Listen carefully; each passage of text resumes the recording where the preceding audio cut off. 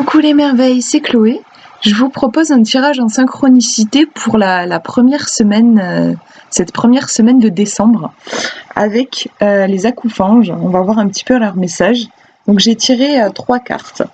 Je vous propose de choisir celle qui vous inspire le plus, 1, 2 ou 3. Et on va découvrir ensemble. Alors, la première carte, si vous avez choisi la numéro 1, la voici. Alors, on a vraiment comme une dualité, hein. On a quelque chose de... La carte est clairement découpée en deux. On a ici un arbre qui est très verdoyant et qui a l'air en parfaite santé, et ici un arbre non seulement qui est mort, mais en plus même, je sais pas, il a un côté presque menaçant. On a cet acoufange qui pleure et qui pose une main sur cet arbre. Et là, on a le chat en miroir. En fait, on a un effet miroir. Le chat qui pose sa patte sur l'arbre en vie. Je regarde, voilà, je voyais pas bien. En fait, c'est un petit oiseau et un papillon. De ce côté-ci aussi, c'est drôle de voir on a des étoiles. Ici, on n'a pas d'étoiles. On a un ciel tout noir et juste un nuage, un côté un petit peu embrumé. Qu'est-ce que je peux vous dire pour cette semaine? Je sais pas, ça me renvoie à l'idée de une médaille avec deux faces, en fait. Le verre à moitié plein ou le verre, je vais y arriver, à moitié vide. Le fait qu'on peut en fait toujours adopter un regard soit tout sombre, de pessimiste, voir les choses et avoir l'impression que les choses sont contre nous et qu'on est une victime, soit voir les choses de façon constructive et voir les choses de façon plus lumineuse. En fait, ça me pensait à un oracle que j'ai où on vous dit, en fait, vous pouvez soit poser des lunettes roses, en gros, voir la vie en rose, ou alors des lunettes noires et vous voyez tout en noir. Je vois en fait ce côté-là, qu'on a le choix, en fait, de dans quel monde on veut vivre, et ce choix, en fait, on le fait ça commence à l'intérieur de nous, en fait. Parfois, on peut avoir l'impression que c'est l'extérieur qui nous affecte, alors qu'en réalité, c'est nous qui affectons l'extérieur. C'est notre perception du monde qui a vraiment une influence sur ce qui est autour de nous. C'est quelque chose on peut vite s'en rendre compte. Des fois, la même situation, une personne elle va trouver ça affreux, ça va être une catastrophe, et une autre personne elle va pouvoir voir quelque chose de sympa, alors que en soi c'est exactement la même chose qu'ils regardent, mais c'est leur regard qui change, en fait. Donc je vois ça pour cette carte. On va regarder dans le livre comment ça nous parle, ce numéro 14. Numéro 14. Le monde qui t'entoure, et oui, mais c'est ça. C'est marrant parce que voilà, je ne connaissais pas cette carte, mais le monde qui t'entoure est le reflet de ce que tu vis à l'intérieur de toi. D'après la physique quantique, l'observateur influence directement ce qu'il observe. Cet acoufange t'offre cette clé pour comprendre ton expérience terrestre. Change de l'intérieur et tu changeras tout ce qui t'entoure. Attention toutefois, le bonheur est contagieux. Plan physique, il faut comprendre qu'au-delà de ce que tu penses, c'est surtout ce que tu vibres qui crée dans la matière le monde qui t'entoure. La vie est donc la manifestation de ce que tu es. Tu peux bien sûr changer ta façon de penser, mais ne te mens pas car ton mental n'est pas dupe. Focalise-toi sur les choses positives, réelles, concrètes que ton mental ne pourra pas contredire. Sur le plan émotionnel, tu as le droit d'être triste et d'avoir peur, mais ce sont des états transitoires qui ne sont pas censés durer. Exprime ce que tu as à exprimer, libère ce que tu as à libérer, guéris ce qui doit l'être. Puis trouve la force de transcender les expériences et remonte tes vibrations. Côté cœur, attention aux illusions. Au niveau spirituel, tu as compris que plus tu montes en vibration, plus tu es dans le cœur aligné, plus ta vie semble elle aussi s'aligner. C'est une des clés de ton existence, le pouvoir créateur, l'alchimie. Tu peux faciliter ce processus en pratiquant la visualisation. En clé numérologique, c'est le 14, 1 plus 4, ça nous fait 5.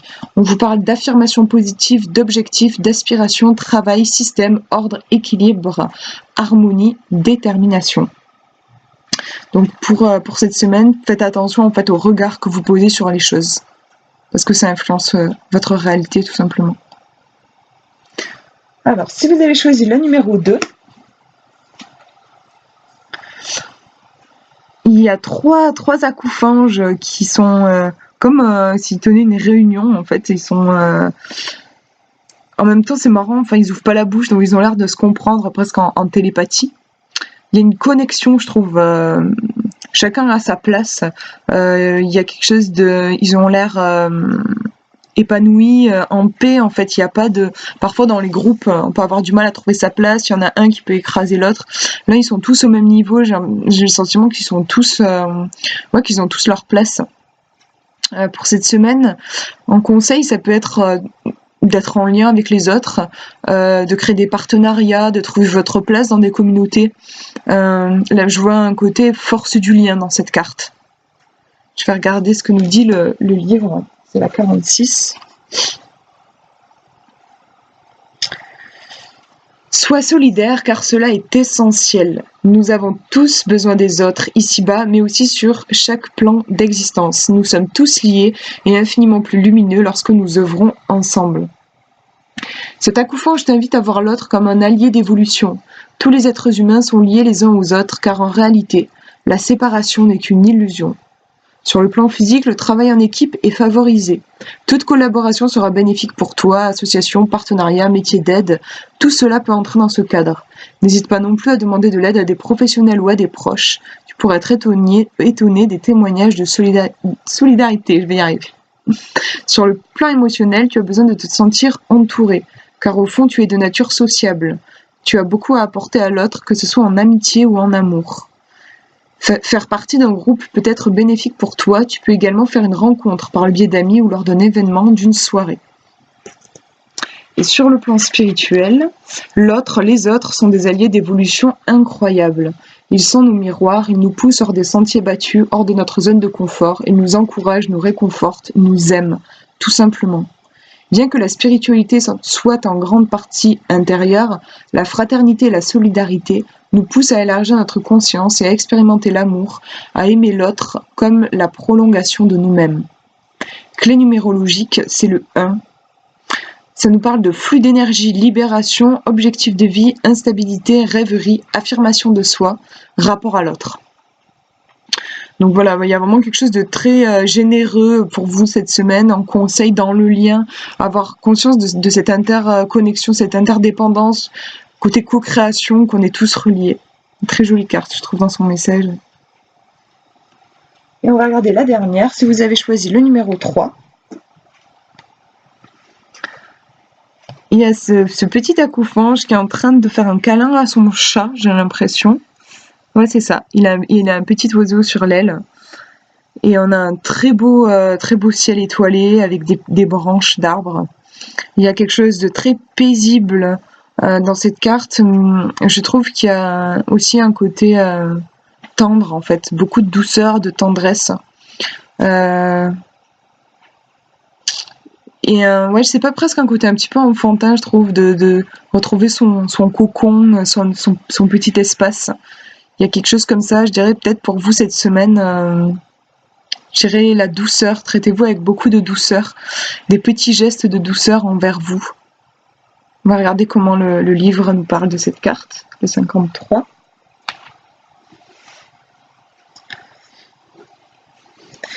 Rien de bon ne sort de l'agitation et de la dispersion, on vous dit pour cette semaine.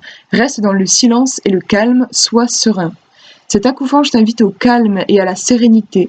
Dans ton quotidien mouvementé, tu oublies parfois d'octroyer ces moments de paix. C'est un appel de ton âme pour que tu préserves ta sérénité chaque jour.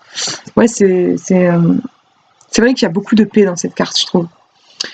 Sur le plan physique, la sérénité ne se crée pas forcément d'elle-même, mais tu peux prendre cette responsabilité afin que ton environnement soit plus calme, que tes activités se fassent plus sereinement. Ce besoin de paix et de sérénité intérieure est souvent indicateur d'un trop-plein.